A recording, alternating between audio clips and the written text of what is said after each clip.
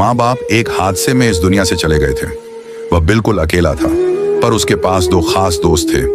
एक बिल्ली जिसका नाम मिन्नी था और एक कुत्ता जिसका नाम शेरू था। मिन्नी और शेरू आपस में बिल्कुल नहीं बनते थे। मिन्नी फुफकारती, शेरू भौंकता, लेकिन धीरे धीरे उन्हें एहसास हुआ कि यह बच्चा केवल उन्हीं के सहारे जी रहा है। वो उसकी खुशी थे, उसकी सुरक्षा थे। एक रात गांव में कुछ चोर घुस आए। उन्होंने बच्चे के घर में घुसने की कोशिश की।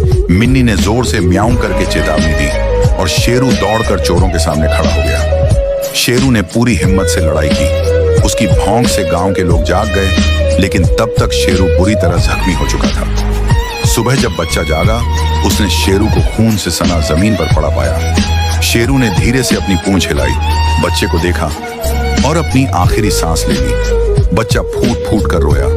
मिन्नी उसके पास आकर बैठ गई। उस दिन के बाद वह कभी उसे अकेला नहीं छोड़ती। कहानी वहीं खत्म होती है, लेकिन शेरू की बहादुरी और दोस्ती हमेशा उस बच्चे के दिल में जिंदा रही।